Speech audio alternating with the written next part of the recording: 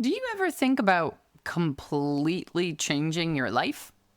And no, not just the urge to purge our closets every spring, although I'm still trying to do that and we are well out of spring. But what I mean is to change everything. Your job, where you live, what your day-to-day looks like. In fact, not just your job, your whole career, what you do. And maybe even part of that means your identity, who you see yourself as because of what you do. Or maybe you have done that already, and that's part of how you wound up finding this podcast. And you're living the dream that you had maybe a year or 2 or 5 or 10 years ago. But now, as you're getting into the thick of it, it turns out it's not actually the dream you thought it was. Just even thinking about saying that out loud feels crazy because you've worked so hard to get where you are right now. How could you ever change that? Why would you? Should you? Because, man, you're still thinking about it when you let the rest of the world get quiet, right? Well, first off, I just want to say, it's okay. I've been there, or more accurately, I am there, as I make my own pivots through a career change. Which, of course, is exactly why I went about searching to hear from other artists on how the heck they managed to totally and completely shift their own lives. And enter Henrik Van Ryzin, self-proclaimed reset button smasher, 3 times over, in fact. From growing up in Hawaii, to moving to Illinois, to getting on a train and moving to LA to pursue a career in the film industry, landing his dream job, and then realizing the dream wasn't actually the dream. And friends, all of everything I just explained is actually only what led up to his first reset. It isn't even the actual reset. That's just the beginning. Henrik has pivoted 3 times in big, scary, sell everything you have and move to a different country or a different region kind of way. And I think Henrik would agree when I say, with all due respect to him and all of his hard work, that he's not actually all that different as a human from you and I. So if you're thinking about making a change, big or small, in your life to pursue something that you think could be amazing for whatever the next phase of your life might look like, then this is the episode for you. That being said, if you're simply one of the 48,000 admirers of Henrik's work online and have been curious to know how the heck his iconic tiki meets monsters style of making even came about, then this is also the episode for you. And we're going to get right into all of it after a quick word from our sponsors. Today's episode is brought to you by the Rosenfield Collection of Functional Ceramic Art. The collection exists as an online source for research and inspiration, featuring photos of objects made by over 1,000 artists. The images are high quality and can be used with no permission required, making them a great source for students and teachers. To find out more, visit www.rosenfieldcollection.com. A special thank you to the Archie Bray Foundation for sponsoring this episode of The Maker's Playbook. The Bray Clay business is your best source for Bray Epoxy, a 2-part moldable epoxy intended for post-firing repairs. Working like clay, it's easy to shape, texture, fill gaps, and recreate missing parts. Bray Epoxy is sold in tanned white and black base colors, with a 9-color kit that will allow you to perfectly disguise your repair. Order anytime online at archiebrayclay.com. Now, on with the show. Welcome to The Maker's Playbook, the show where we talk all about what it's really like to make a living from the things you make. I'm your host, seasoned entrepreneur of 14 years, Rebecca Ikes Kara. Hey, Henrik. Hello. Welcome to the podcast. Thanks for having me. This is very exciting. I'm excited. You have the best energy ever. Like, your energy matches your shirts just so well. You get life from the shirt. It's true. It's totally true. I have a good mentor and friend of mine who, I don't know how many years ago, instituted Aloha Fridays. And so he always wears what we would define as Aloha shirts or tropical shirts on Fridays. It has a suitable cocktail with, it's like a team building thing for him. Yeah, so. It is weird moving to the mainland and seeing that it's not something that everybody wears all the time. Because in a way, it's almost like, I mean, this one is a rather dressy one. It's like what a lawyer would wear. Like people just don't wear suits in Hawaii. You wear fine aloha wear. So it's very odd to come to the mainland and I kind of stick out wearing them, but they're comfortable. I think it suits. And it's also like, I feel like now it's a brand for you. True, so I think like the metaphor I was just coming up with is an incredibly extreme example, but I was just listening to another podcast that was talking about, I don't know, are you a baseball fan? I'm going down a weird route. I'm not, but I'm aware of the sport. There is a very, not small anymore. There is a minor league team. I want to say they're in Georgia. I could be totally wrong. I'm going to butcher this entire story now. This is terrible. Anyway, they're called the Bananas, and the owner of this team goes, Savannah. They are in Georgia. The Savannah Bananas. Nice. And he every day walks around in a bright yellow suit. There you go. Branding. It's a commitment. Yeah. I've just gone down a very strange rabbit hole, and I would first like you just to introduce yourself, which makes way more sense. Sure thing. Okay, so my name is Henrik Van Ryzin, and I am part of the Van Tiki studio, although we're slowly kind of rebranding to Van Ryzin Studios that I run with my wife and partner, Denise Van Ryzin. Awesome. I have so many questions now about this rebrand. Okay, sure. But since I'm going to try and keep it chronological, because I know we connected in chatting about the idea of this reset button. And you've mentioned 2 now, I think. Because you talked about moving and a big move. Yeah. And then we're talking about rebranding. And I think there's another one. Denise, my partner, and I, we call it the reset button. And we have mashed that button. And think of this button. I always think of it like you're in a spaceship on the control panel and there's that giant red flashing light. And you know what? If you press that button, everything is going to change. And we've pressed that, I would say, 3 major times in our lives. And each time has been galactic upheaval for us in both good and bad ways. Yeah. You mentioned before we hit record that you grew up in Hawaii. And so tell us a little bit about kind of trajectory of the 3,000-foot story line, if you will. So I grew up on the island of Oahu. My parents moved to Hawaii just before I was born. And I think that I grew up at a magical time in the 70s and 80s in Hawaii. And I was really lucky that my parents, the island was very new to them and they loved exploring it. My dad is an engineer, an ocean engineer. So he had an office out on this pier, a research pier. There were like submarines. It was like a fantasy land. I had a great childhood. I cannot lie. I really loved it. I loved monsters growing up, and I always loved art. And I can't remember what grade I was in, but I saw they had these things called the SPFX specials. It was like a special show showing the behind the scenes of Empire Strikes Back. And at that time, I think I was like in 6th grade. Maybe I was probably like in 5th or 4th grade. But I didn't realize that was a job that you could have to make a monster or a model in a movie and get paid for it. I was like, oh my God, at that point, the only career that I knew of for an artist was an art teacher, because that's all that I ever saw. And I even wrote like an essay, like, I'm going to be an art teacher when I grow up, because I saw that as the only career path for artists, which is kind of sad when you think about it, but that's what it was. So at that point, also very normal for most of us. Yeah. Yep. So I said, all right, that's what I want to do. Of course, I had no idea how to do that, but I knew that's what I wanted to do. Fast forward many, many years, went off to college, still with the goal of working in the special effects industry. There were no degrees in this at the time, and I didn't know what to study at all. So I went to Bradley University in Peoria, Illinois. And on the very first day of school, I was like, hold on. I know, Brett. How did we go from Yeah, I grew up in the Quad Cities. It's the same area code. Yeah, oh my God, that's crazy.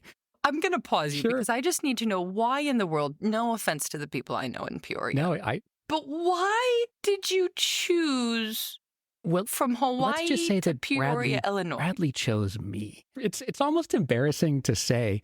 I had no idea what to do. I knew what I wanted to do as a career, but I remember going to my high school like career counselor and just like this dead look in her eyes, like, I don't know what to do. And so 0 advice. And so I applied to like USC for their film school, but I knew I didn't have a chance to get in. My grades were not that great. So I just didn't know what to do.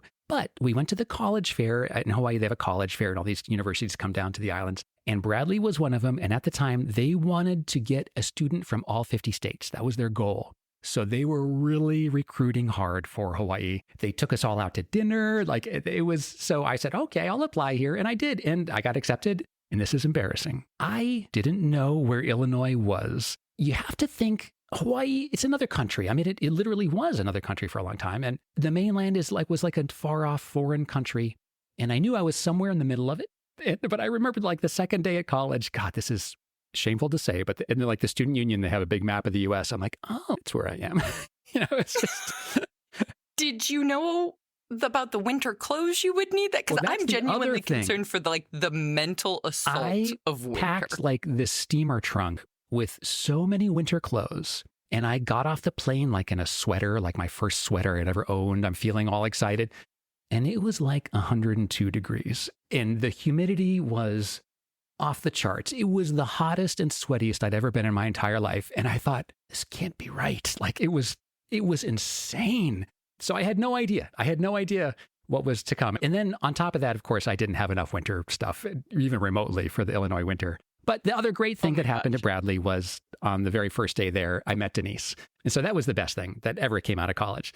And we both wanted to work in the film industry. She wanted to be an editor and I wanted to be a special effects artist. And so we went through college together. And on the very last day after graduation, we both hopped on a train and took the train from Illinois to LA and started working in the business. It was crazy. Oh my gosh. I'm trying to stay focused on the pottery and the reset button and resist the urge. We're going to have to just talk after recording about Peoria, Illinois, because just Illinois in general, because I'm just like, wait, Bradley? Really? I know. It's so strange. It was, I love it. I mean, yeah. It's also just not to my knowledge, at least, back in the day when I was looking at schools, it's not top of mind for me for the arts to be not even remotely. Frank. Well, I went as a communications major. So they had a radio, video, photo program, which that's what my major was. But we both took a ton of other classes. So I got super close to getting a double minor, but I didn't quite get the credits, but I was going for sculpture and then American literature. And then Denise she did hit a double minor. So she was a printmaker for her thing. So we both were very into art. I never stopped my love of art. And the sculpture program at Bradley actually really prepared me to work in the industry because I learned how to do mold making and casting and things like that. So it was really critical for me to succeed, but it definitely was not like something that people go to Bradley for, even remotely. That's amazing. That's amazing. We can talk about the Amtrak station that you clearly were at later off the record. I'm sure that's not nearly as interesting for people as it is for me because I've spent time there. Oh, man. Because I went to, brief aside, I grew up in the Quad Cities, which is, now I'm forgetting how long it takes to get from there, but it's the same area code, right? Mm-hmm. But it's rural Illinois, so that covers a big distance of places. Yeah. But since I went to my undergrad then in Chicago, in order to, if I was coming home for Thanksgiving or not always holidays, but a random weekend or whatnot, in order to help relieve my parents of dealing with Chicago traffic, I would take the train. Out of the sometimes I would just take the metro to just get me to a further suburb, but a lot of times I would take Amtrak. Anyway, this is not actually interesting for anyone but you and I. So. Happy Midwest memories. I can't believe this. This is hilarious. Okay, so you guys get on the train together and go to LA. So we go to LA and we get there, and Denise she's the brains of the outfit. She had a job lined up already at a post-production facility, so she got working right away. I spent 3 months fighting off depression, sending out resumes every day. And I had like this list of phone calls that I go through every single day trying to get work in the industry. And it was brutal. I mean, it's another tale for another time. But eventually I did get a job and it was incredible. I did get my dream job. I was working at a special effects company called K&B Effects Group. They're still around and they're doing incredible. If you've seen The Walking Dead, that's them. They do a lot of amazing work. And I got to work on a lot of amazing films. So Denise, eventually she left that job and she became a assistant editor at one of the top editorial firms in LA. And we were doing great on paper, if you will. So we did that for 4 years straight in LA. And this is when we hit that first reset button.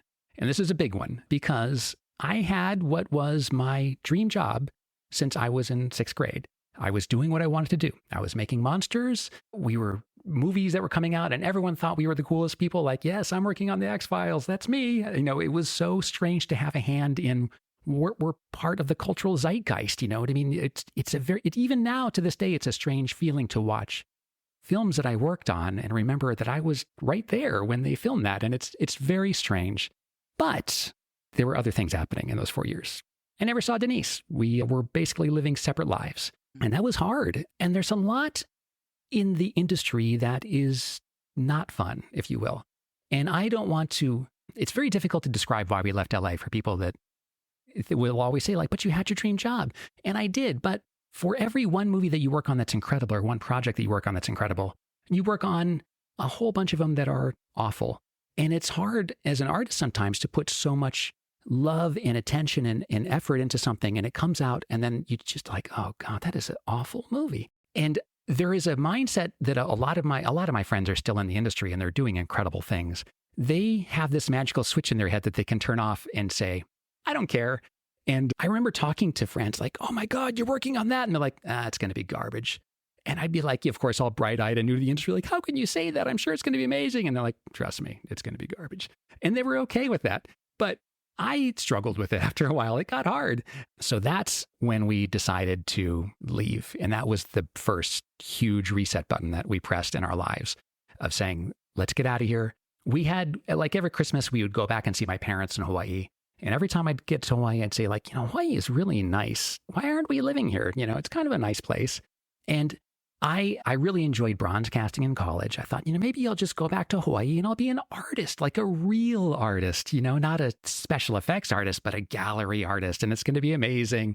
And Denise thought that she could work. Capital A. Exactly. Art. Yes. Like art with an E at the end. Art. Yes. I'd have a beret on. It would be real. So a floral base. It would have to be an aloha beret. So we made the leap. We sold everything that we had. And then to make it extra crazy, when we left Bradley, we actually thought about going to Japan to teach English for a little while because it sounded so fun. I have a huge love of Japanese culture growing up in the islands. My dad actually went to junior high in Japan after World War II. He has a lot of fond memories of Japan. So I was like, I'd love to go to Japan, but we didn't do it. But you know what? After working in LA for a while and just that incredible grind, we said, let's just take a total reset and go to Japan. And then after that, we'll go and be a real artist in Hawaii. So that's what we did. We moved to Japan. And then now this has nothing to do with pottery, but I did do a lot of art while we lived in Japan. And that was really cool. I'm so glad we did that. But an interesting thing happened. And this is the first time I had to come to terms with what pressing the reset button makes, the rules of the reset button, if you will, and the feelings and emotions that come up when we would do that. One, there's this incredible feeling of you can never go back. I knew that I had the quote unquote dream job and I had worked really hard to get that position. But I also knew that in LA, there are a line of people behind you wanting your job and they will take your job the second you leave that job. So I knew if I stepped out that door, I could not come back in. I could come back, but I'd have to get back in the back of the line and work my way up. So that was terrifying. And then the other fascinating thing is that I found going through all of these resets is how much of my identity I would tie into my job or that life that I was living. And who would I be if I didn't do that? Would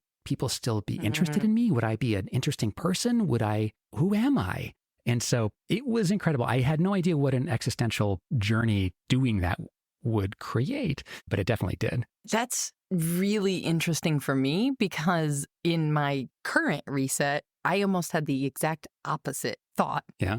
In terms of reminding myself that if I need to, like for the photography end of things, I agree. There's a long line of people who are just going to, I have not shown up to any kind of networking event or anything for the events industry in 4 years, since they stopped basically with COVID. And I can count on one hand the number of people who have reached out, right? It's kind of, I had a friend describe it as a career industry, if you will, being like a glass of water and that you're a pencil that gets put into it.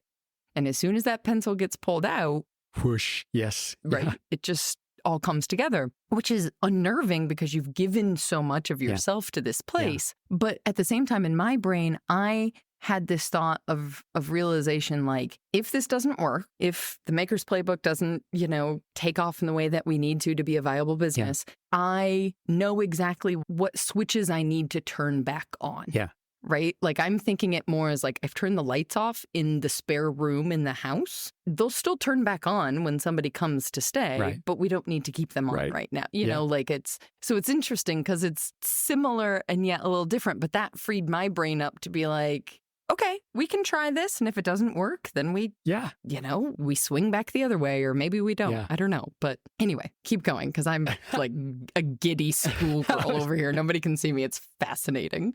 Okay, so we're Japan. So Japan was interesting. We got there, and the person that promised us jobs, talk about terrifying and realizing there's no going back. We landed, just a backpack. We get to the job, and she says, I know I promised you 2 jobs, each of you having a job, but we only have 1 job, and it only pays half what we said it would pay.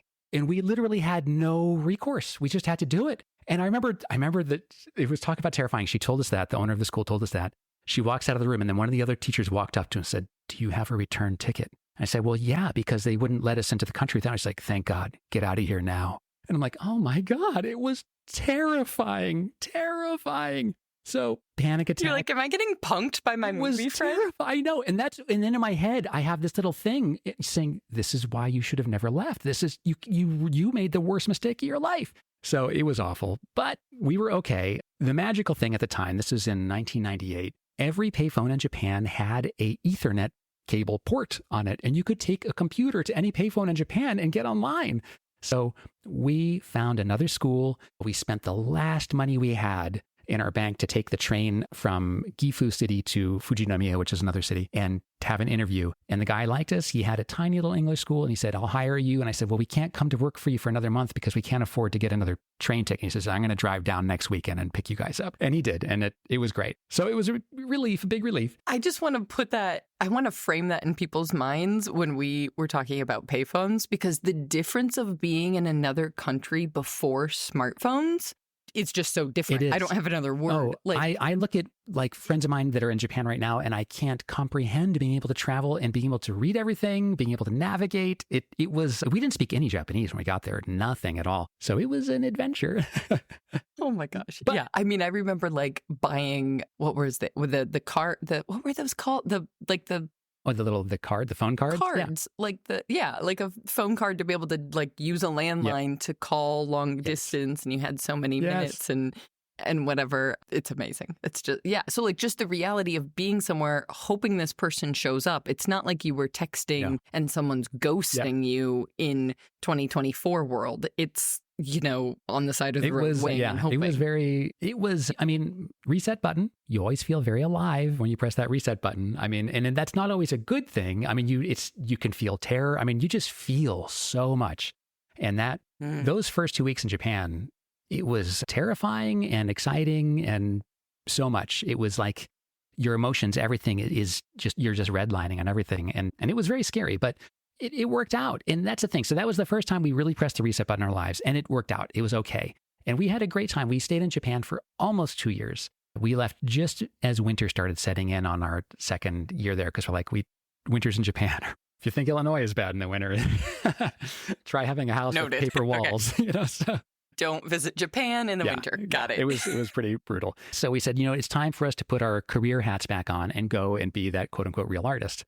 So we moved to Hawaii. And I guess this is all kind of one big reset button, but that was our next big career shift. And I didn't think it was that big of a career shift. I was still being an artist. I still wanted to make things. I just wasn't doing it for the film industry. I was going to do it for myself. So I got to Hawaii. I set up a studio first in my dad's garage kind of thing. And then we eventually got an apartment, and I set up a studio in the spare bedroom there. And it was going okay. It was a bit of a struggle. I'm not going to lie. And a ceramic studio, right? This was not ceramics. At this time, I was doing bronze casting. So I was really, okay, well, I had 2 big ideas. One, I was going to do the quote unquote fine art. And I was doing a lot of bronze pieces. I really love doing decorative hardware. So I was doing these really interesting like door handles and drawer pulls and things all in bronze. Interesting things like Japanese geta. I was doing I was experimenting with a lot of different things. I got into several galleries in Hawaii that loved my stuff, and that was great. And then I also, I had this idea. This is my crazy idea at the time. So I did a lot of life casting as a special effects artist, where you would do. Yeah, I don't Are you know familiar what that with life means. casting? I'm going to ask the dumb. No, nope. It's not a dumb question at all. That's when you probably seen it in like behind the scenes things where they mix up that kind of goopy goo and they put it all over the actor's face. And then it's like making a mold of a human being, and then you can get a perfect cast of that human. Didn't Roberto Lugo just do that, I think, of himself? Maybe. Maybe. I don't think I'm saying fake news. I think I saw this on Instagram. We will research and I will include a link later. I can tell you a nightmare story of someone that I know that did a life cast of themselves and stuck themselves to the table and then had to get themselves out with a hammer, like feeling around for a hammer because their head was plastered to the table and then beating their own head out of the mold with the hammer. Do not do this at home unless you know what you're doing or you have somebody with you. Maybe just, even if you know what you're doing, don't do this by yourself. Exactly. This is not a solo project. Right. So my idea, I thought, man, what if I did life casts of, you have a brand new baby. I could do people do bronze baby shoes. I was like, I can do a bronze hand. I can do a complete perfect copy, like down to the fingerprints of your baby's hand in bronze. I thought that would be great. People would love that. I did a few, but one, I didn't know what I was doing. Let's just come down to right to it. Like a couple of things were happening at the same time as this. So I was like, maybe this will be cool, but I didn't know how to market it. And keep in mind, this is before the internet. So I was putting ads in magazines, which costs an absolute fortune. Absolute fortune. When people talk today about the algorithm is difficult and all that stuff, I feel like an old person, but you have no idea how hard it was to try to promote yourself without a gallery before the internet. It was almost impossible. So that was really wearing on me. And then I was struggling with the gallery system in Hawaii. The galleries that I were working with were selling my work and not paying me, or they were inviting me to shows and I would produce work and then they would cancel the show without letting me know. And then I'd show up with these, bronze castings. Oh, we're not going to do the show. I'm like, I just invested all this money. So this was happening again and again, and it was just becoming very difficult. Then Denise got a job at like a .com startup. This is in 2000. And so the .com boom is happening. And this startup happens in Hawaii for this educational software, and they are looking for people. So she gets hired as a project coordinator, which is her jam. She's killing it. And then she says, they want someone to come in and just do some quick sketches and pitches of how to design a video game. Could you just come in for a week? So I did that for a week. And that week turned into, they hired me as the head of their animation department. I knew nothing about animation. I'd never even touched a computer before at this point. So I'm like, I don't know, you guys. And so we love your sketches. We believe in you. And this is the .com boom. So they're like, we'll pay you to learn. So I was like, okay. So, and at that... What is money in 2000 really? Exactly. So it was ridiculous. So I'm like, we've got it made. They paid a lot of money. It was everything that the .com startup was. Each of us, it was fantastic. So that year, I remember 2000, we're like, this is incredible. We bought a house. Now I say when I bought a house in Hawaii, it was a bank repossessed house. It was falling apart. At that point, it was built in 1948. And I remember my mom walked in and she just said, I'm so sorry. And I'm like, Mom, come on. But so we were all excited about the house. This is going to be great. So not everything is different in 2000 in Hawaii than 2024 in Hawaii. Exactly. Okay. And then we were all excited about it. And then 9/11 happened and the .com bubble popped and our entire company, we all lost our jobs. This was a week after we moved into this house. And I remember sitting in the house and we had mortgage payments and we had nothing. It was really weird. The house was repossessed. So the bank had taken all the locks off the doors. So we had just this pile of all the doorknobs in the middle of the living room. And we had no we didn't know that you're supposed to call to turn the electricity on. So I remember sitting in this dark house, we're in a lot of trouble here. Yeah. So I'm really glad there was no winter though. Just saying. No, there's no winter. So that's the upside. If there's anywhere to not have electricity, that feels like the right place. So that is where this comes to our next reset buttons. This is we've got to figure something out. We got to do something. So at this point, Denise is really good at project coordinating, and she has made she has a great network of contacts in the local film production and TV production network in the islands. And at this point, I have gotten really good at digital illustration and animation. I've been doing it for a year at this company. I mean, full bore, and I really love it. I'm doing it really well. So we said, let's start our own company. And that's what we did. So we started, I was called Big D after Denise, my wife. And so we did animation, we did video game design, we did a lot of stuff like that. And it was relatively successful. So we did that. We did a bunch of apps. We got in the app store and it was cool. It was fun. And so we worked at that job for 16 years. We did that in Hawaii. And it was... So that gets 2000 to 2016. Yeah, 2000 to 2016. Yeah. Well, 15 years. Yeah, because it was 2001. Now, I say this, but Hawaii is expensive to live in. And I mean... expensive. So while I am doing this, Denise and I are both juggling many other jobs to survive. So we each had, no exaggeration, each of us at any time was doing at least 3 jobs each. So I would either I was teaching high school art. I was doing ceramics. At this point, I started getting into the ceramics thing. So that started also in 2000. So I'm making mugs on the side, and something is happening during these years. The mugs are getting more and more popular. eBay is starting to explode. And suddenly I'm thinking to myself, maybe you can make it as an artist without a gallery. Maybe that's possible. But I don't know. I was afraid to do it. I was too afraid. And in Hawaii, the overhead was too high for us to do it, to commit to it full time. So we're doing that. We built a micro house in our backyard and put it on Airbnb. We were doing everything we could. It was hustle with a capital H. And then the most recent and perhaps biggest reset button we ever pressed was in 2016. We were at breakfast at this little cafe on Kailua Beach with my parents. And my mom said, you know what? Maybe we should all just get out of here. And I'm like a vacation? She says, no, we should just get off of this island. I was like, oh my God. And Denise right away was like, let's do that. Let's get out of here. And I'm like, wait a minute. No. And talk about an existential crisis. So at that time, the mugs I'm making, I should say, so these are, they call them tiki mugs, and they are, but I prefer the term exotica mug because tiki mug, there's a lot there. There's a lot of contention both in the tiki community and then outside of it as to what a tiki mug is or not. I make collectible mugs to hold cocktails is what we make. And in my subject matter ranges from zombies to tentacles, that goes all over the place. But I love them. There's something I love about what they are. I love the idea of taking a functional vessel that transports the user somewhere else. I love seeing how far you can push a functional vessel to the point of non-function, to the point where it becomes a piece of art in and of itself, not as a drinking vessel, but as a sculpture. There's a lot. It tickles something inside of me that I love.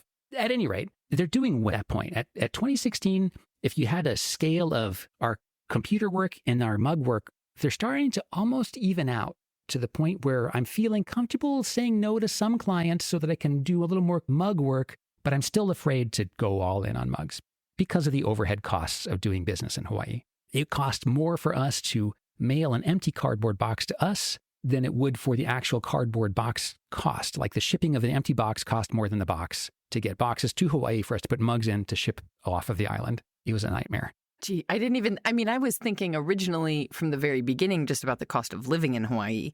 And like, okay, hold on. That in and of itself is just like how the heck do you do that? But I didn't even think about supplies. And I think this is a huge subject that I appreciated more when we were in Australia that for sure mainland Americans don't necessarily think about because it's so easy it is to get all the things. But then as soon as you go somewhere else or even to another country, to Hawaii, wherever, like that's a completely different ballgame depending on where you live. And to make it even worse, I'm not like I'm trying to think of like a media that is very lightweight. Like I'm not a paper artist or something like that. Like ceramics is heavy. And are you double boxing? So everything that I needed was heavy, plaster, all that stuff. God, it was heavy. And electricity also. Hawaii is the highest cost of electricity in the U.S. My kiln firings, it would cost about $25 a firing to run my electric kiln. And here in Oregon, it's about $5 a firing. So there's a huge shift on expenses. But I digress. So anyway, so my mom is saying we should get out of here. Denise is saying we should get out of here. But I'm sitting here thinking, well, people, just like when we left LA and I was thinking, I am the special effects guy. My job is what I am. Now I'm thinking, do people like my artwork and my mugs because I'm from Hawaii, or do they like them because of what they are? And I was terrified that they only liked my artwork because, he's the mug maker that's in Hawaii. And that was part of my... Were you selling locally? No, not at all. I was selling almost entirely online. That is fascinating because my assumption was that this is a terrible default because there's such a rich culture I don't know enough about in Hawaii. Yeah. But the default for all of us mainlanders is like, you're selling to tourists. Yeah. Oh, obviously. Yeah. No, definitely. No, I would be selling to tourists. The catch is there was no place for me to sell to tourists. After my experience with the gallery system, I was not willing to give a gallery 50% to sell my work anymore. I didn't feel, and I understand that a lot of artists have great success with galleries. I am in no way against the gallery system. Unfortunately, the galleries that I worked with at the time, I didn't feel like there was a fair exchange of value in what was happening in the sale of my work. And the internet was just so easy for me at the time. Now, I did have a little I called it the mobile curiosity stand that I would tow with my bicycle to the beach, and I would sell on the beach every month I'd set up. And that was fun. And I did sell stuff there, but the majority of the things I would sell were online. That was the bulk of my sales. And that's another reason why Denise is like, we should just move. We can do this anywhere. But it was terrifying. So I was worried that no one would like what I made. I didn't know what I would do myself. I was like, I love Hawaii. I love it there. I felt like it was so much a part of what I did. And I also was living in the town that I was born and grew up in. So it was weird to have such a deep knowledge of every little path and rock and spot on the beach. It was where I knew I was so comfortable there, so comfortable, but it was so expensive. And it was so small too. I definitely was feeling we wanted to travel. We enjoyed going to the mainland, but it's very expensive. Just to get off of the island was very expensive. I have, just to put it into people's perspective who either aren't from the US or whatever, people hear me talk about travel a lot. I have spent a significant amount of time in Europe. I have never been to Hawaii. Yeah. It's out in the middle of nowhere. It's hard to get to. Well, and from the Midwest, especially, are we 6 hours difference from each other? I think so. I didn't even. Oh, well, you're in Oregon now. My brain is I think that's what it is. I'm so in this story with you that you are currently in Hawaii in my brain. No, I do think it is that extreme because I remember Denise would, for summers, I would go back to Hawaii and she would not. So she's from Illinois. So yeah, it was a big time difference. But yeah, so now at this time, the Hawaii the real estate market was exploding. And we had that Airbnb in our backyard. It was the top Airbnb on Oahu. So we were like, you know what, we can get a lot of money for our house. And my brother lived across the street from me at that time. And my parents were like 2 blocks away. We all sold our houses and we moved to Oregon. And this, of all the reset buttons I pressed in my life, this was... Did you warn your neighbors? Because I'm just thinking like that many people at once, they'd be like, what the heck? Well, it was weird. I mean, it was a long process. It took like a whole summer of searching for a spot to go. And, who do we all agree? We all had our own criteria. It was bizarre, but it was the biggest leap of faith I've ever taken in my life. And I had talked before about having that there's no going back. This was the ultimate no going back. I can never afford to move to Hawaii again. The real estate market is it's unattainable. And so I know, and my parents we knew that once we cash in the houses that we have, we'll never be able to buy another one. So that was just terrifying. Mm. And the other big thing that we did is we closed Big D, our animation and illustration thing. All of our clients, we wrote them and said, we're stopping. And we put all of our eggs into ceramics. And we said, we're doing this full time, Van Tiki all the way. That's what we're going to do. And Denise joined on. I mean, we had worked together at Big D, but before that, it was like I did the ceramics on this side and Denise did other jobs on her side. But this is the first time we really meshed. And that was exciting and also difficult and weird. So it was a lot. It was a huge leap of faith. And then on top of that, we just bought land here. We didn't have a house or anything like that. So we had to build a house and studio. So that year was the hardest year ever. And we had every cliche nightmare about building that you can imagine. Our contractor had a nervous breakdown without telling anybody and basically just checked out and wasn't managing our project for almost 2 months. It just was people. And so no one's getting paid. Then he vanished. His wife was his business partner. She had no idea. He just left her. And so our whole budget went like 2 times over what we could ever afford. And I never want to do that again in my life. but at any rate, I talked about like having those regrets, like once you press that button and you're in it, at that time, I'm thinking, oh my God, what did I do? I had nightmares every night. I would dream of my Hawaii house and my Hawaii studio. Like, why did I do this? Why did I give it up? What did I do? And then, not to make it worse, but every single person we met in even to this day, and where you come here? I'm from Hawaii.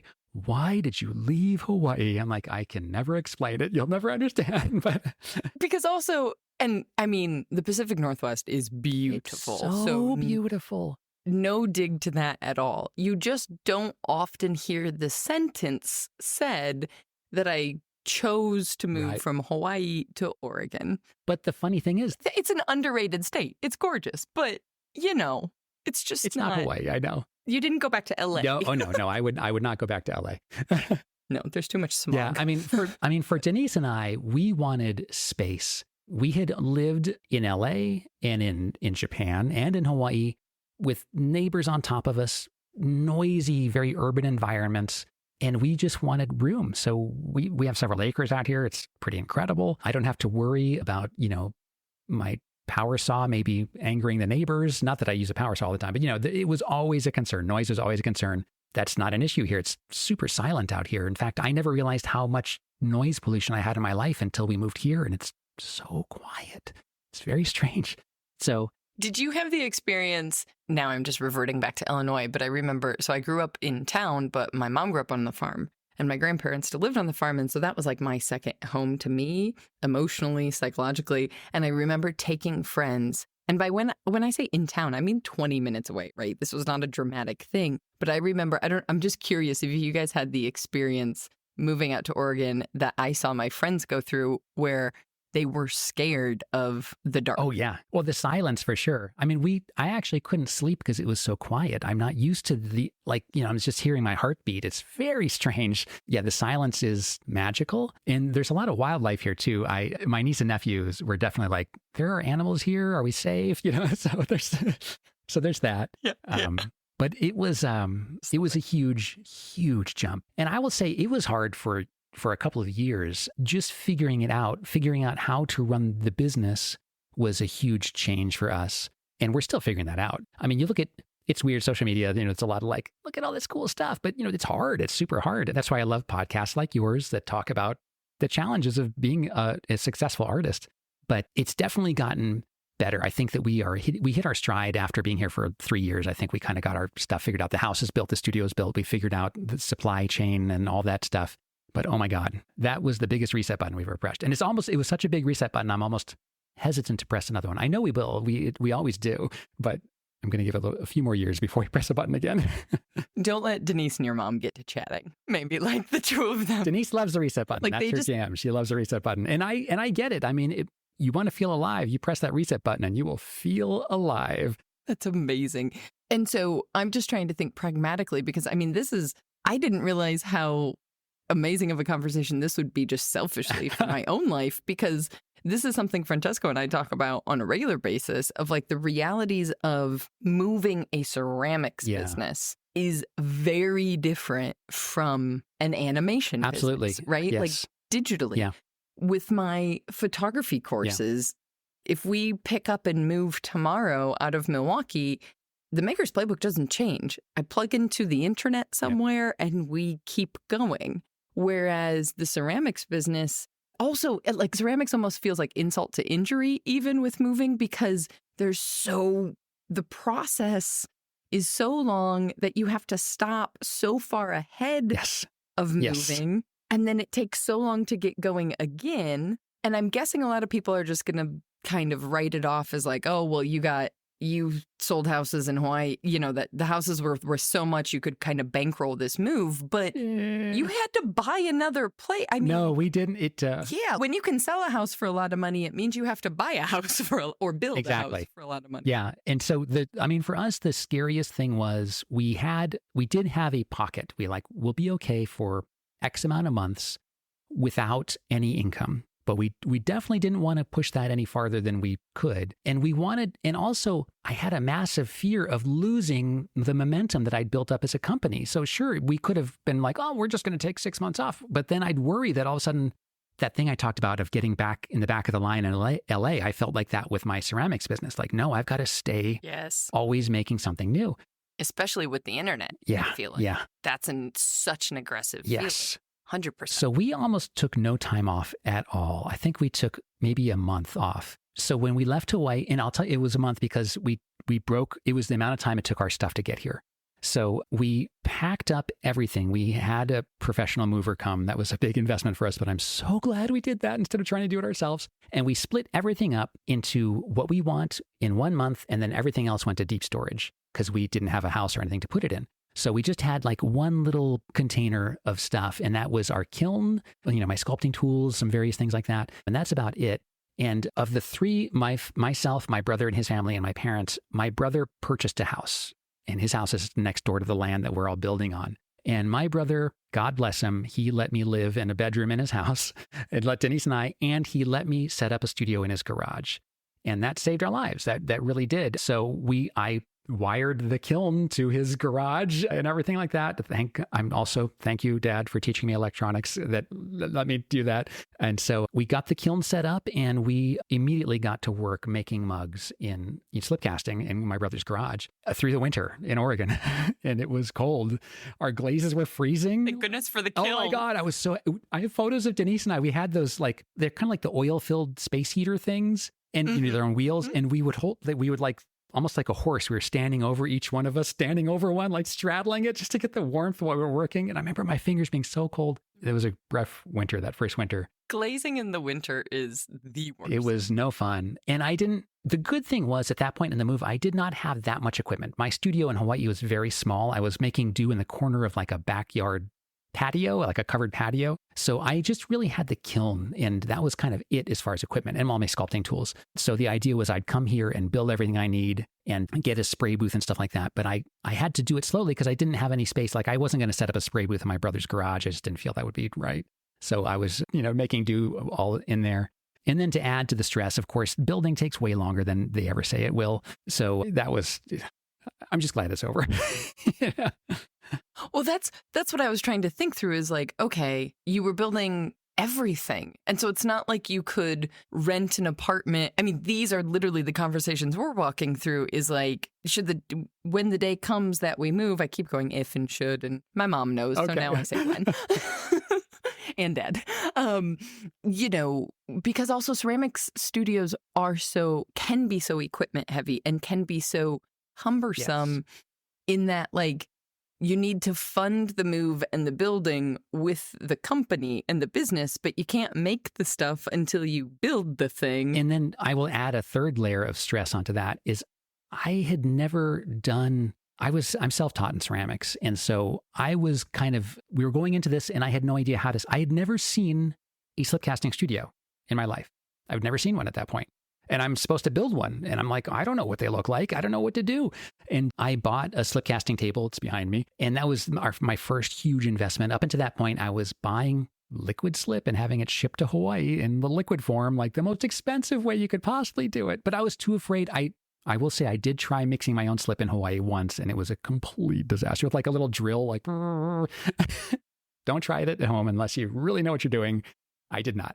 So that was the thing. I had to build out this studio not knowing what to do and how much space do I need, and what should go where and do I need this or that? It was scary. How much has it changed since you built it and now? I would say that not much it's like a long rectangle and we split it in half and we figured the ceramics lives in half of it and the other half we thought would be a garage and maybe someday we'll expand if we need that space.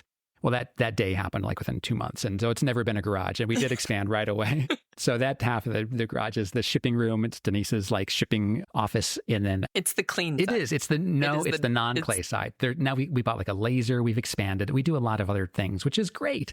But it's definitely changed. But I will say the ceramic side, no real change. I wish I put bigger windows in. That's kind of like the only big regret I have. All right. That's an adjustable one in the future. Like that's not. That's true. Talking about the kind of the pragmatic side of making and slip casting, it makes more sense to me now, but I just want to make sure I'm making correct assumptions in that because of your experience with sculpture at Bradley, because sculpture was going to be good for effects and clay making, and that got into casting. And so that was just the natural. Yeah, it's I have to say it's weird. I always loved to draw and not until I went to Bradley, did I actually sculpt something? I took a couple of clay things when I was in 4th grade and whatnot, but I was really a drawing person. But I realized in LA what I wanted to do, it was all 3D, like people were sculpting. I wanted to make monsters. So I'm like, I have to know how to do that. So I took sculpting classes at Bradley. At that time, figurative sculpture was kind of looked down upon, like, oh, no. You want to do abstract stuff. Figurative stuff is lame. It's, derivative. But that's all I wanted to really get really good at portraiture and do. So my sculpture teacher was very nice and he tolerated me, but it definitely was. But ironically, it's probably a good thing you were at Bradley then, because I feel like had you gone to, I'm going to totally just stereotype art school right now. Oh no, I would have been destroyed. Right. Like you wouldn't have been allowed to do figurative stuff. That seems like a natural progression with the slip casting and the sculpture. So I did sculpture in Bradley. I learned how to make molds. And I remember when I say I learned how to make molds at Bradley, so we made silicone molds with like, you'd go to Home Depot and buy the silicone caulking, and I would kind of squirt that over and that was our silicone mold. So I remember my first job in LA was as an unpaid production assistant on a terrible movie called Lord of Illusions by Clive Barker. But on that movie was Howard Berger, the B of K&B Effects Group. And I, every day I was like, I really would love to work for you someday, Mr. Berger. And he's like, okay. You seem like a nice guy. Do you know how to make molds? And I said, yes. It's like, do you know how to make a silicone mold? I'm like, I do. Thinking, I know where to get the Home Depot caulking gun.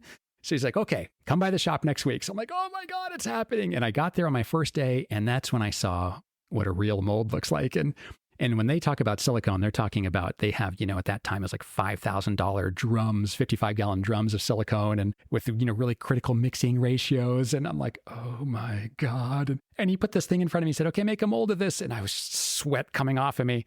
And I thought, this is it. This is going to be my first and last day in the industry. But it worked out for the best. And I got through that mold and I made a lot of molds in LA. I molded 15-foot alligators, giant monsters, little severed toes, everything. We made a mold of it, of millions of different materials. So that was great. And I think it's fascinating when I got into ceramics because I do approach mold making completely differently than a lot of ceramic artists do because they are trained through the kind of the standard collegiate mold making practices. And those are great practices, but they're just so different than the mold making, paradigm that is used in the special effects industry. So it's pretty wild. I love looking. I follow so many mold makers on Instagram. That is my jam. I'm a mold junkie and seeing how they make molds. And yeah, so when I got into ceramics, I was just a hand builder. I loved hand building because I love sculpting.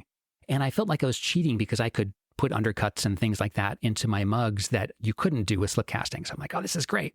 Of course, the downside of hand building is, 1 in 5 pieces would crack. And then, like, oh, I spent a week sculpting that and now it doesn't hold any fluid. So I can't really sell it as a mug. And I was making them bigger and bigger and bigger. And Denise was like, do you have to make them that big? I'm like, but they're cool. So I remember it was like, I think this is like it was just about a year, it was 2 years, maybe 2 years before we made the leap here.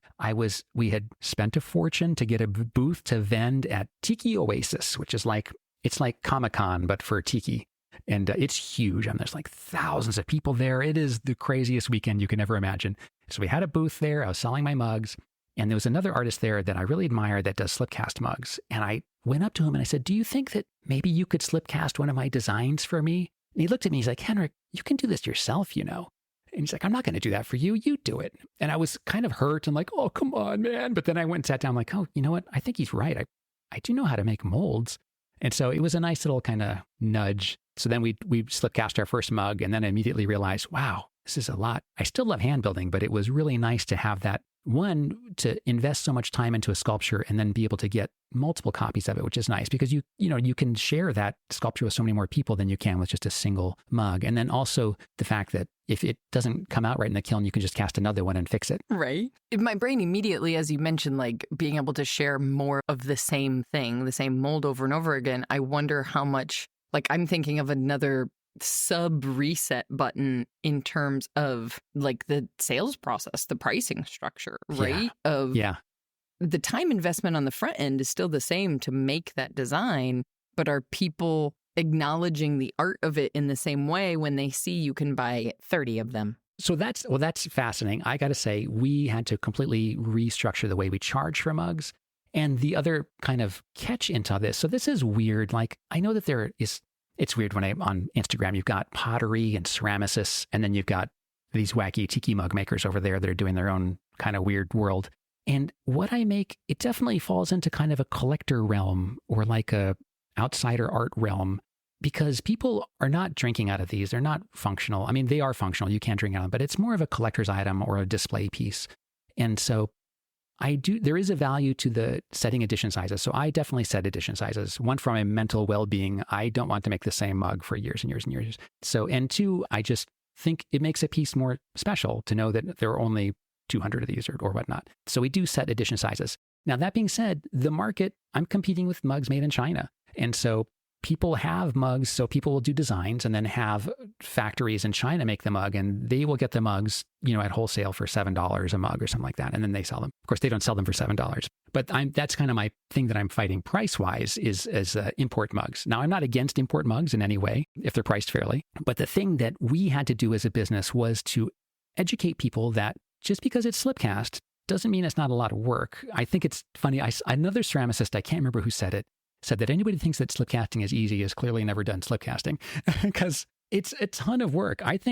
I am often jealous of watching people throw on the wheel at how quickly they can produce wear. And it's so funny. I know everyone has that grass is greener on the other side thing. Exactly. It boggles my mind how quickly people can throw. And I definitely don't feel like I can cast that fast. But I do know that if I make a ton of molds, like I have a bunch of molds behind me, then each day I can make a ton of stuff. But it's work. It is work all around. And so that's so interesting to know because I think some of the times, like, are we crazy to think that we can hand wheel throw, without formers, without a jigger and make this thing work? And so to hear you say, I look at wheel throwers and I'm jealous, I'm like, okay, maybe we can make this thing work. Totally. I mean, they are both skills that take tons of time to learn to do well. And I think the trick that people can fall for in your heads is when you watch someone do it that has done it for a long time and they do it extremely well, it looks easy, of course, but it's not. It's still a ton of work. So what we had to do, I think, is show people the work. And this was Denise's idea, really. Again, the brains behind the operation. She said, you need to do, this is just before the pandemic happened. She's like, you need to start doing a Tiki Technical Tuesday. You need to show the behind the scenes. And we did not share behind the scenes stuff that much. But we said, we're going to show the entire process. We're going to show everything. And that's what I started doing. So I started doing on Instagram. And then I was like, when the lockdown happened, I felt compelled to go to YouTube. I was like, it's something we should try. I just wanted to try it. I always worry about having all my social eggs in one social media basket. So we went onto YouTube. And so I started doing that.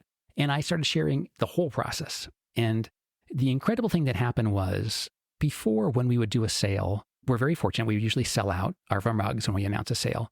But we would get a lot of angry messages for people who couldn't get a mug or for people who thought we charged too much for our mugs. And once I started sharing everything that we do behind the scenes, we almost never get those messages anymore. I almost never have someone tell me I charge too much for a mug, at least to my face. Maybe they say it behind my back. I don't know. But I do get people telling me I should be charging more, which they never said before. And people are much more understanding if they can't get a mug, because I think they see that, we're doing the best we can over here. And they see how much work is put into each mug. And the other thing that I try to tell people is even those mugs made in China that are less expensive, there's still just as much work for those people in China. It's the same thing. There is no machine that turns out mugs like this. It's just, there's no machine has been invented as of yet that can do that. It's all hand labor to do these. Sure, there's some mold involved, but a hand is putting it in, you understand. So yeah, that was... The mold got made somehow beforehand. Yeah. And designed before that and thought up before that. And then each casting has to be cleaned up by hand. It's a ton of work. So that was a big part of our learning process as far as pricing and I guess like customer education, if you will. And when we started, we definitely didn't charge enough for our mugs. When we first moved here, we were really excited to do a couple things. One, to sell as many mugs as we can. Yeah, let's do it. So we charged less than we should have. And then we also did a lot of partnerships with tiki bars, which is a lot of fun. I really enjoyed that. But we were doing wholesale basically for that. And we quickly found out that we can't afford to do wholesale. It just doesn't work for what we make, for the amount of time that I put into each piece. I'm going to ask this question before I forget and get carried away, because I don't know how much extra time you have, but clearly there's a lot of questions I have for my own personal life with your story. But I do also tell our community members before I record who I'm going to interview. Oh, yeah. So that I'm super curious what the questions are. Henrik, you are a known person. You are a very known person in a beautiful, good way. Like I get excited to be able to share this stuff with people because Bill, who's one of our OG members, has said that he has been following you for years. So he had no idea. He hadn't suggested we talk. He had no idea. And I shared it and he was like, oh, that's yay. Awesome. And this is for me, such an interesting question. And I think it will be for you. And I'm sure you have insight on it in terms of how you're feeling. And I think it's connected to what we're talking about right now with educating consumers and educating not just on pricing, but on process. Yeah. So Bill's question is, he says, I'm curious how he feels about 3D modeling machines and processes versus the old school monster clay modeling. And if you feel that there's somewhat a lack of appreciation for the old ways versus the certain skills that can be automated with machines? Okay, that is an excellent question. I love that question. Something that Denise and I debate all the time. And we each have different opinions on this. I wish she was here so she could give her opinion. She is not a big fan of digital sculpting. I don't feel that way. I am a fan of good sculpture, and I'm not a fan of bad sculpture. I think that there can be excellent digital sculptures, and I think there can be bad digital sculptures. And I think there can be excellent clay sculptures, and I think there can be bad clay sculptures. In the film industry, like I said, I have a lot of friends that are still in the special effects industry. There's this big pushback against digital effects work, and everyone wants practical effects. That's the buzzword. We want practical effects. I feel that that's the wrong argument. You want good effects, and there are bad practical effects and there are good practical effects, and the same can be said for digital. I use a lot of digital technology to make the mugs that I make. Even though I sculpt them out of clay, I laser cut my armatures. I do all of my design work and planning. I'll sketch it in my sketchbook initially, but then I will import and I do all my drawing on my iPad. It's because I take advantage of symmetry tools and things like that. Scaling, it's a huge time saver. As an artist, I want to make as much work as I can in my lifetime. And if a digital tool lets me make more work, then I like that. If it lets me make more good work, then I think it's a good tool. When I was at Bradley, I did stone carving. I did a lot of stone carving. I really loved it. And at the time, there was a lot of people that poo-pooed folks that used pneumatic stone chisels instead of hand chisels to carve. Like, oh, you're not a real stone carver. And I think like if I could go back in time to, Michelangelo as he's, hammering away on the David and be like, hey, check this tool out. He would do a handstand. He'd be so happy to be able to use that tool and do more work. So that being said, I'm not against digital sculpture if it's done well. Now, I do see, the funny thing is I know enough about digital sculpting tools to kind of see, like when you open up a digital sculpting tool, you'll start with like a generic shape, and it's like a brush set that comes like that. And I will see that generic shape in a lot of things, and I'll see that generic brush in a lot of things. Same thing when people use Photoshop and you're like, oh, they're using that filter. You just see it as a user of the tool. You're like, oh, When I taught digital art, I would always say, don't use filters because everyone's using those filters. Try to come up with something on your own. So, I mean, okay, this is a hot take. This might be the statement I make where my podcast gets canceled, but it's kind of the same as all of the shape tools that people can use. I mean, in a very hands-on craft of wheel throwing, or hand building, maybe. I don't know enough about hand building to make that statement, but like if your foot looks the same, the foot with the curve so that you can make the stemless wine glass shape that everybody else is making. Absolutely. Yeah. Sorry. Denise is definitely much more against 3D sculpted pieces. And I understand why. And it's because I do feel a lot of the digital sculpted work smacks of digital sculpture in that you can see perfect symmetry, or you can see artifacts of tools that they use, or you'll see print lines. Like that to me is the ultimate. I'm like, come on, why did you have print lines? Just pay to print it better so you don't have print lines on it, So those are the things that drive me bananas, and her as well, which I completely understand. But I don't think less of an artist because they sculpt digitally versus sculpting with clay. I think they're both incredible schools. I wish I could sculpt digitally. There are times when I wish I could sculpt digitally. I've worked with clients that need digital sculptures, and I don't have that skill set. It's very difficult to learn. So, yeah. It sounds to me like regardless of the way you approach the medium, like the tools that you use, the person still has to have the skills. Exactly. When you post a pot or something like that, and there's a tool in the background, people are like, what is that tool? Like as if that tool will, and anytime I post myself sculpting something, people ask, what is the clay and what is the tool I'm using? And they run off and buy it. I do the same thing. I love tools, but I know that it's not going to do what, you know what I mean? It's the idea, and you know what I'm saying here. The tool doesn't do the thing. The person does the thing. The tool helps a lot. But I remember when I was in LA, I worked with this sculptor named Evan Campbell, who was unbelievably good at sculpting, and he could sculpt so fast, just incredibly fast. There's a scene in From Dusk Till Dawn when Quentin Tarantino, he's a vampire in the film, and he dies, and all his skin falls off, and then his skull falls on the ground, and it's kind of like this stylized, cool skull, like a Quentin Tarantino skull with like a big chin on it. Evan sculpted that in one night. He went home and sculpted that skull, and then came back the next day and brought it in, and everyone in the shop was just like, Evan, how did you do that? And then I'm like, Evan, what's your fave tool? And he held up a fork that he stole from his university cafeteria. And he's like, this is my favorite tool. And I was like, oh, come on. So we were last year at NCECA, not this 2023, which was the first time Francesco and I had been there. And we get into this conversation about, we hadn't even started our ceramics business Instagram. Like I had the handle, but I hadn't done anything intentionally with it.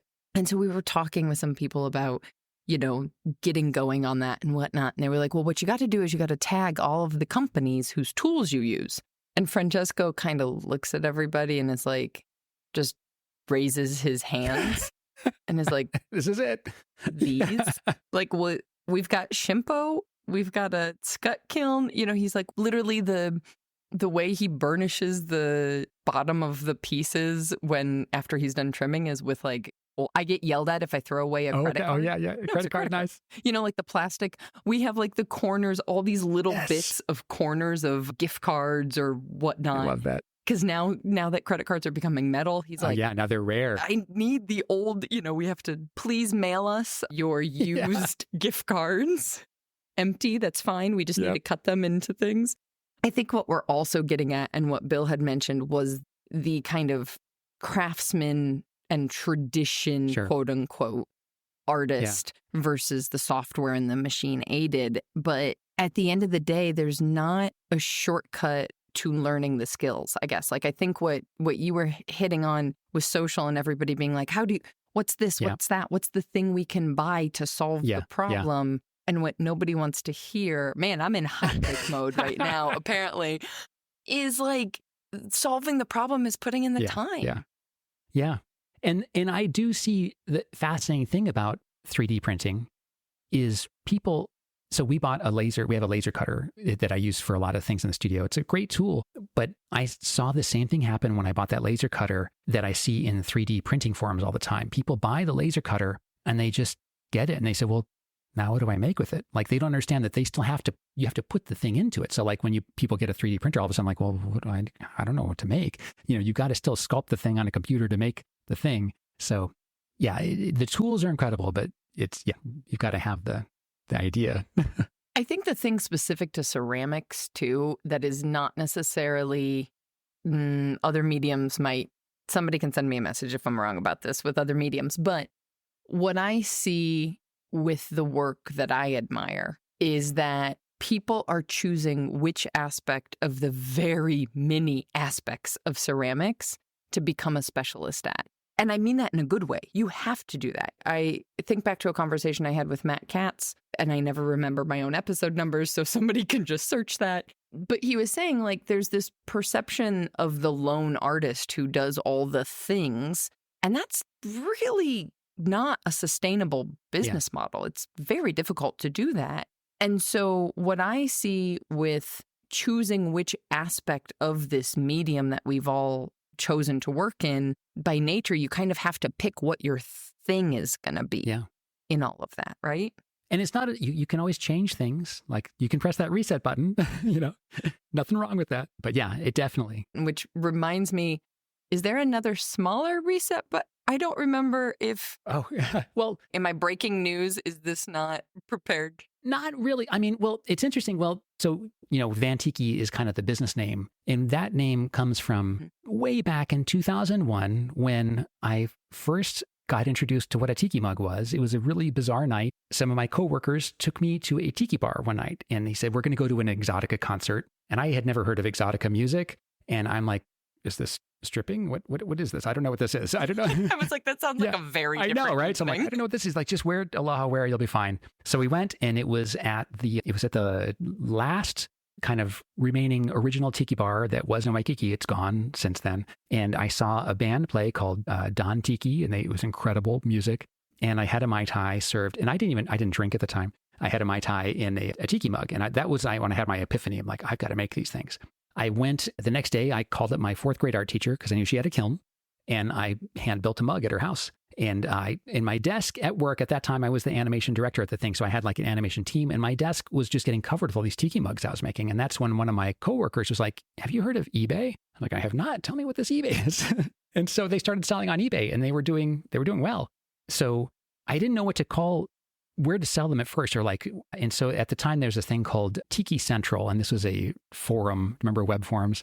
So this early days internet, and it was the place to go for all things tiki. And so Denise actually made the account name, and my last name is Van Ryzin, so she made it Van Tiki. And that kind of just stuck, and it was just what it was. And so now here we are, almost 20 some odd years later, we're like, is that the business name we want? I don't know. Does it really describe what we do? So we decided we're going to keep Van Tiki, but it's like a subsidiary of Van Ryzin Studios, which is a more overarching thing. Because we're doing a lot of other things besides the ceramics. I'm really enjoying making things with a laser cutter. I realize I'm getting older and I don't want to have to hand make every single thing that we make in the studio. So I'm happy to let the laser make some things. I love building like model kits. I'm like, if I can make art that I send to people and they assemble on their own, I think that would be super cool. So we started a line, we call it Flat Pack Exotica. So it's like Exotica art that you can build in your house. So we want to expand on that. And so we just thought that Van Ryzin Studios was a better thing to kind of is like an overarching umbrella for us. So it's like a soft reset, if you will. All right. It's a broadening as opposed to a full 180 degree turn. You're not moving to Peoria, is what I'm hearing. Not yet. We'd be so close, relatively speaking. It's like a 6-hour drive. I don't know why. I don't know if we'll ever go back to Denise. She's from Illinois, outside of Chicago, and I don't know if I'll ever get her back to go to Illinois. It's just she's like, I'm done with Illinois. So I want to go back. I want to see like Millennial Park or whatever. It's only going to be in the fall. Well, fall is great. I've only been to Chicago in the absolute dead of winter, coldest I've been in my entire life. Oh my God. I remember buying art supplies with that wind blowing through you, freezing your bones. Yeah, no, that's not a good first impression. That's not. If you need to let me know if you come, we'll do this correctly. I'll try to convince Denise, but I don't know. That's okay. I completely understand. I'm also very okay coming to the Pacific Northwest instead and like camping in the mountains. That sounds glorious. It's pretty incredible. I cannot lie. We have loved it here. I love to run. And so I feel like I have run on every single road on Oahu. I never realized how small Oahu was as an island when I realized I could run right across the island, like in a day. I'm like, oh God, that's it. We're out of land. So moving here has been like... You became a triathlete because you needed to swim around and then get on a bike. But yeah, moving here, it's like a whole new world. It's incredible. So much to explore. It's so beautiful. So different. Seasons. We have seasons now. It's exciting. Sometimes good, sometimes bad. It's true. Right. That's a fickle thing to get excited about. I mean, I have a lot of questions, but I want to be respectful of your time. But I think you hinted at it, and I just wanted to get clearer about it because I think people's brains will maybe short circuit a little bit to think about selling on the internet before social media. Oh, okay. Yeah. And whether you see that as still even being possible, or if that was like a little bubble that you had and now you're on this other kind of train, if you will. I'm mixing metaphors, but... You're saying selling on how the difficulty of being an artist before the internet, or... Difficulty or just reality in terms of Van Tiki as we know it today, in terms of the ceramics and the mugs, has always been an internet-based 100% internet-based. Business, yeah. Right? But very much before Instagram. True. That's true. And not entirely before Facebook, a little bit. What was it? 2005 was really big Facebook. Definitely. It was, we definitely started slowly, but it was both exciting and also weird. At that time, there was a huge collector's surge, like the mug collector industry has peaks and valleys. And at that time, it was definitely at a peak. And what I was making was very different than what other people were making. And there were not many people making mugs at that time, maybe 5 mug makers, maybe 4 or 5, a very small group of people making mugs of that type, of, like a cocktail mug. So it was weird. I would hand build a mug and put it on eBay and it would sell for a lot of money, like $1,000. And I remember thinking, well, this is it. Let's quit your jobs, everybody. This is what we're going to do. But of course, yes, that mug would sell for $1,000, but it took me a month and a half to get to that point of selling that mug because I had all these other jobs and it was hand built and I had to dry it slowly and 4 mugs broke to get to that one. And also, just to clarify, part of me is wondering if I need like a Gen Z definition book for our conversation because they're going to be like, what? You didn't have a cell phone in Japan? I love you, Gen Z. eBay, it was that price because eBay has always been an auction site. You weren't setting it at that price. It was just We just put it up. We started all our mugs, I think, at $1. And then you just had to see what happened. So that they did extremely well. And we were shocked. And so I sold only on eBay for many, many years. Facebook came out. We started a Facebook page. I made my own website. Apple came out with, I can't remember what they called it. It was like their version of like the web browser making thing. It was fantastic. I loved it. So I made my own website. I felt so proud. I'm like, I have a website. I made business cards. And then the big kind of thing that made us, was Etsy. That was a big thing. That's when we had it like a storefront. And at that point, we still weren't slip casting, but the thing I started making were tiles. I built a tile press. And so I was pressing like 3D relief tiles, all tropical designs. And those I could make in bulk, quote unquote bulk. And so I could have them on a store. So I put those up on the website. And that was great. And it worked pretty well. And the weird thing about this, like I said, it was early days. So there was not a lot on the websites at that time. You didn't have a lot of competition. And Etsy was in itself a very different platform than it is today. I no longer am on Etsy. I'm not an Etsy fan right now. I know that's controversial, but it's just not where I'm at. It's not. To be fair, for anybody that listened to my Etsy episode, it wasn't we love it so much. It was more a acknowledgement of this is how it works. You can either play the game or not play the game. Like, it definitely has a value, but there was a point where we realized we don't need Etsy anymore. We don't need that cross promotion kind of thing. In fact, I think it was hurting us at that time. So yeah, we've juggled through a whole bunch of different business models. And so currently the way that we work, so that now, thank God, technology's happened to the point now. And so Instagram popped up at this point. And there was a point where after a while, I realized it was just easier to update Instagram than it was to constantly maintain a website and update that website. It was really humbug for me to do. Unfortunately, Apple stopped supporting their own software and that. And then Adobe made one. I think it was called Adobe Muse. And that one was really great. And then Adobe stopped supporting theirs. Oh, I've made websites on every iteration. Adobe Dreamweaver was the original before Muse, and that's that was too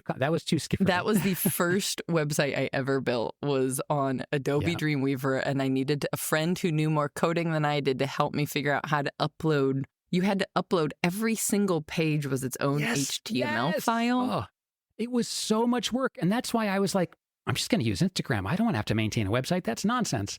And we kind of just fell into that.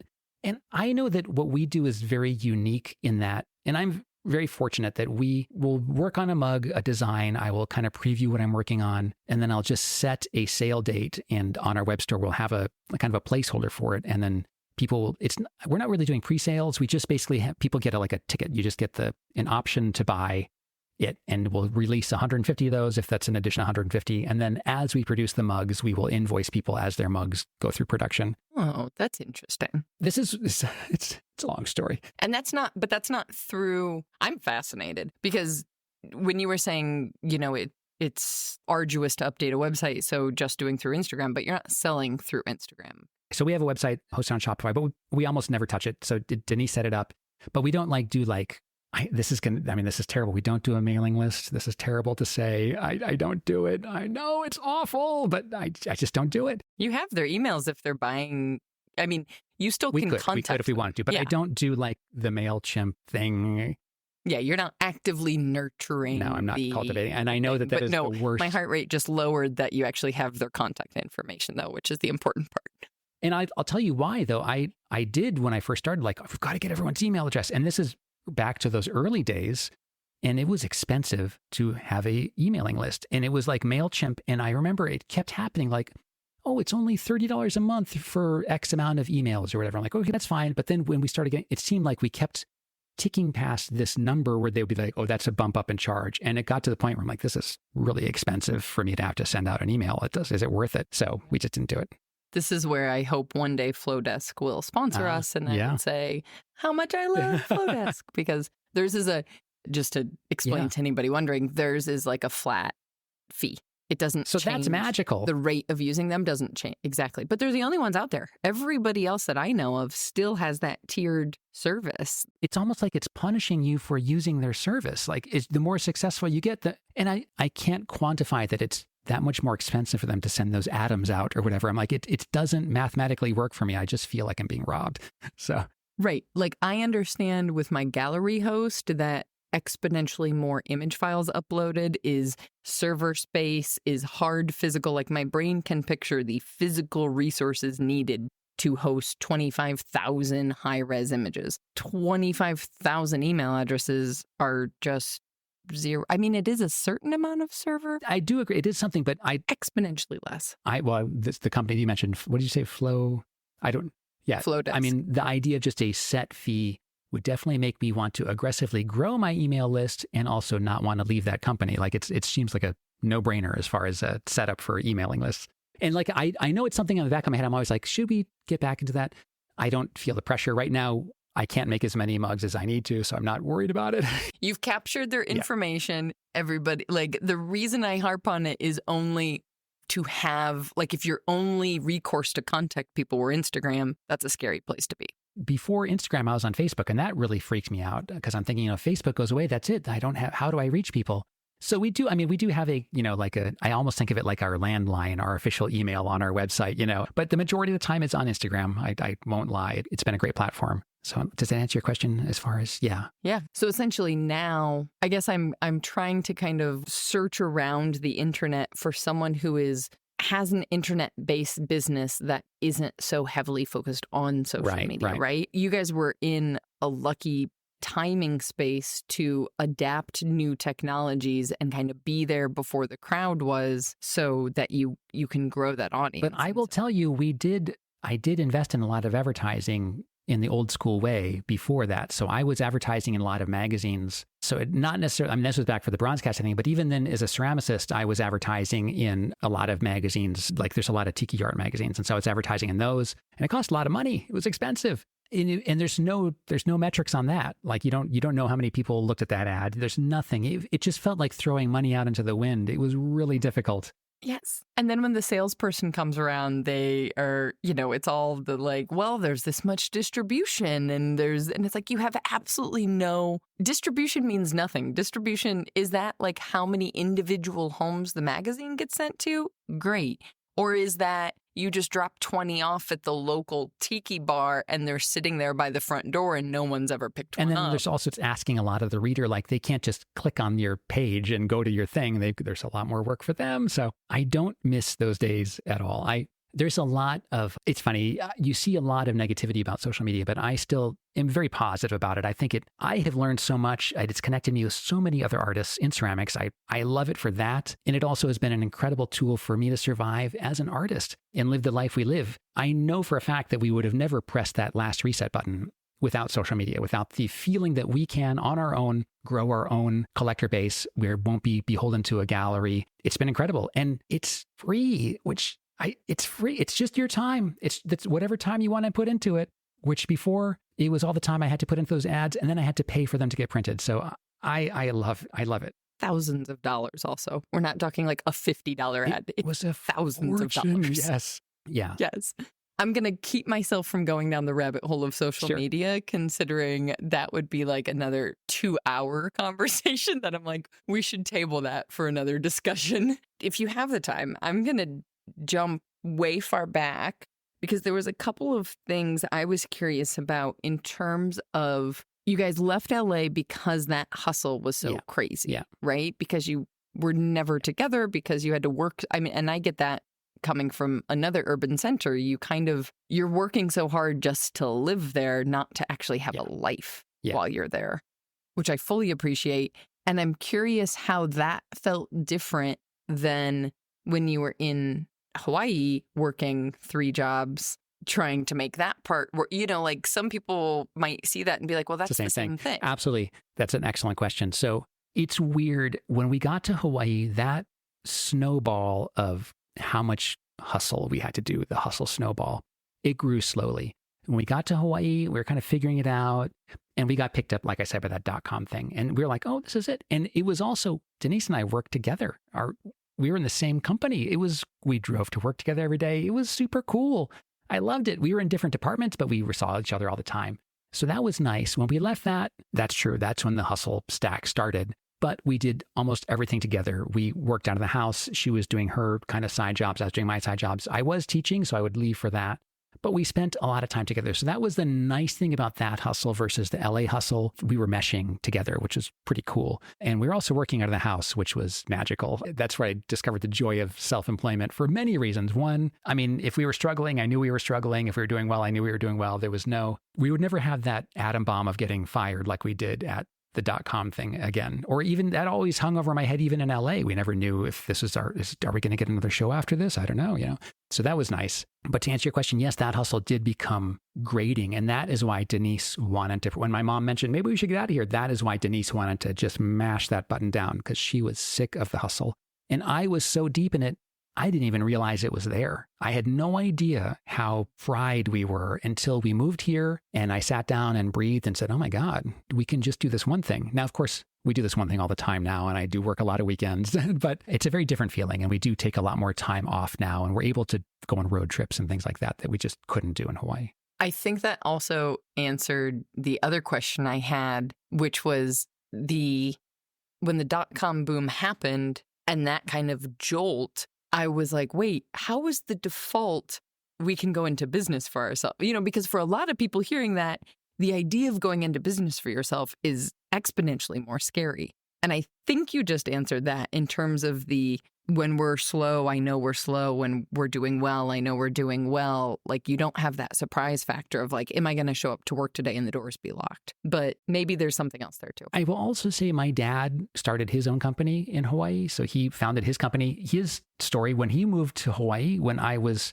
just before my mom got pregnant, they moved to Hawaii, and he had his first job out of grad school. He was feeling great. And so his parents thought that he was crazy to move to Hawaii. Like, what are you doing out there? You're in the middle of nowhere. That'd be madness. He's like, I'll be fine. They sold everything. They moved to Hawaii. A month later, that company went bankrupt.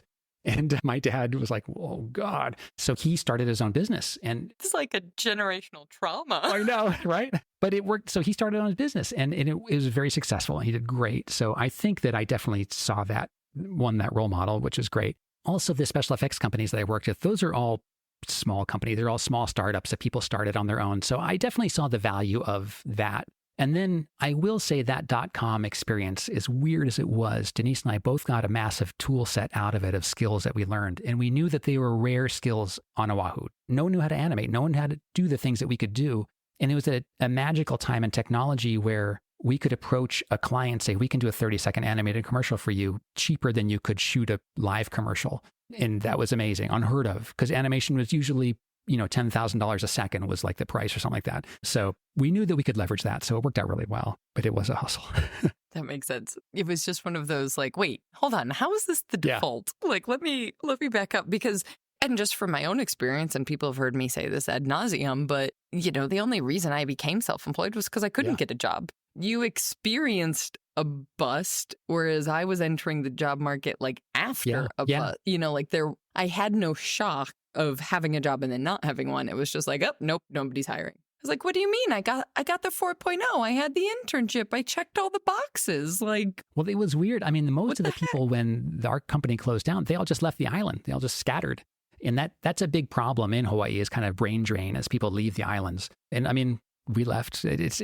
People leave. It's difficult to stay there. So we knew that we were kind of a rare commodity if we stayed. But it was terrifying. I remember we lost the job and we're in the house, and to do the thing, we had to buy a computer, and it was like, oh God. And so I remember we bought I think it was a G4 or something like that. The Apple G4 was like the big aluminum thing, and it cost a fortune. And it was like, oh, and we got the best processor you could get, but it was so scary to pay for it. But we paid for it with the first job, and it was like, oh, thank God. But then it's like, oh God, we got to get another job. But it worked. But God, that was scary. So scary buying that computer. And it broke all the time. Oh God, it was a nightmare computer. That's amazing. What do you feel like if somebody is, trying to get started today? Obviously, it's a completely different world, but you've been through all of these iterations that I imagine always felt like completely different worlds, right? What I'm getting at is I feel like a lot of people now with the internet and social media hear stories like yours and are like, well, I missed my chance. That's baloney. Can't do what you do now. Oh, that's nonsense. Thank you. Now is like the best time at all. Like, it's incredible right now. Oh my God. I say this all the time. I think that we live right now in the best possible time to be an artist on this planet. You can talk to anybody on the planet. You can sell to anybody on the planet. You can broadcast. We are in a magical time where everybody can make anything. It's amazing. You just got to harness that, and you've got to be willing to do it. I was frustrated a lot when I was working with, fine artists, capital F, capital A, in Hawaii, when they would only work through their gallery and they wouldn't self-promote, and this is just a few years ago. There's a lot of technology out and a lot of tools for artists, and they wouldn't do it, and they'd be glum, like, oh, I don't have any success. I'm like, you've got to fight for yourself.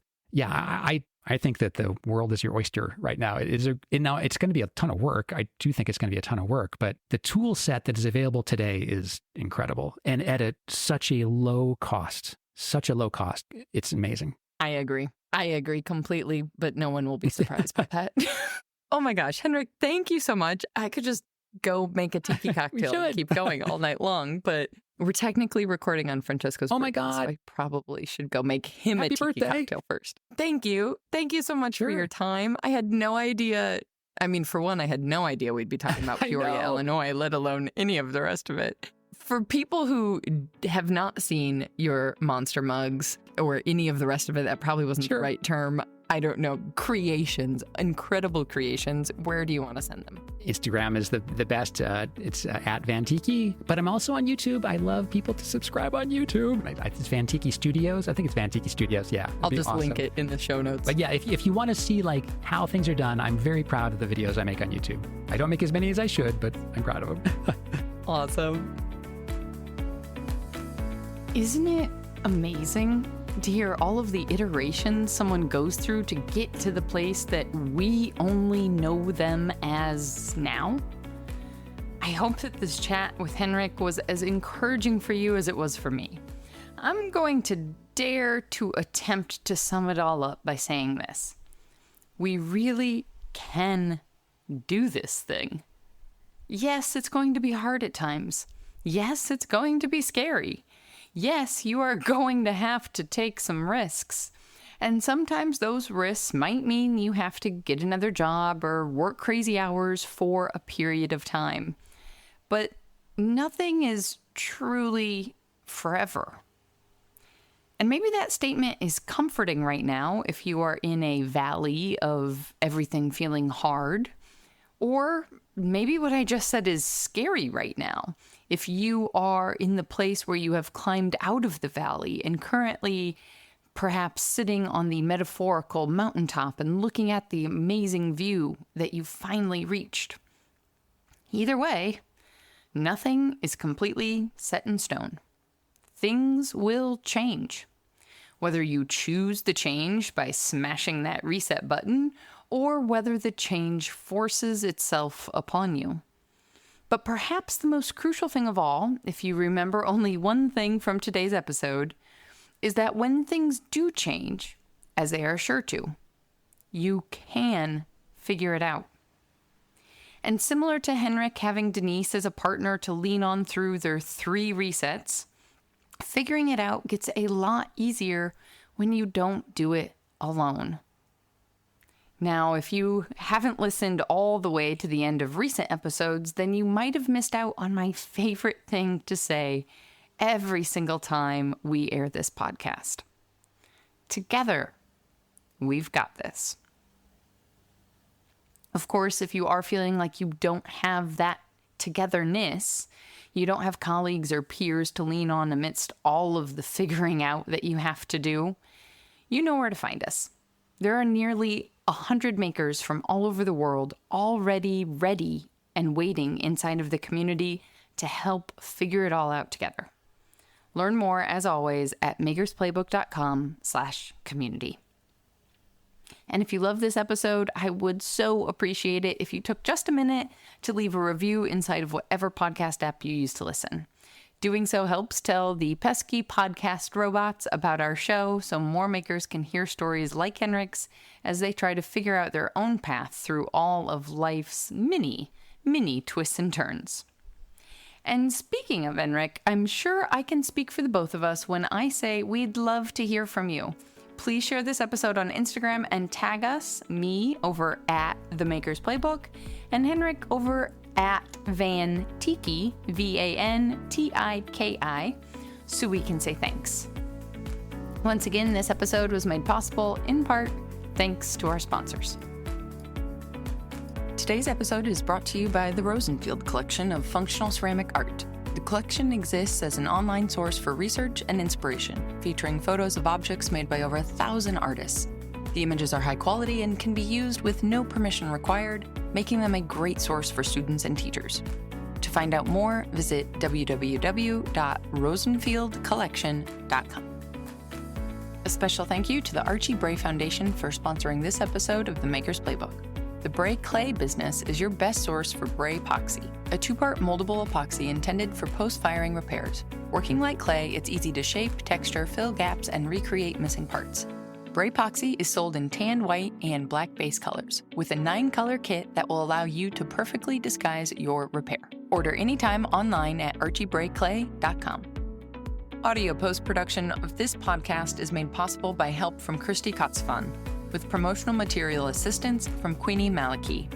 The Maker's Playbook podcast is recorded on the original homelands of the Potawatomi, Ho-Chunk, and Menominee people, where the people of Wisconsin's sovereign Anishinaabe, Ho-Chunk, Menominee, Oneida, and Mohican nations remain present.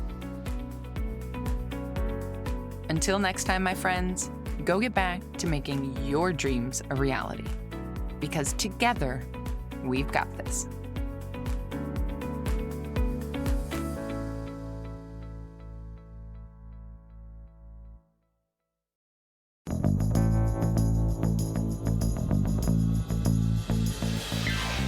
This podcast is a production of the Brickyard Network, an extension of the Archie Bray Foundation for the Ceramic Arts. To find out more about our lineup of ceramic podcasts, visit brickyardnetwork.org.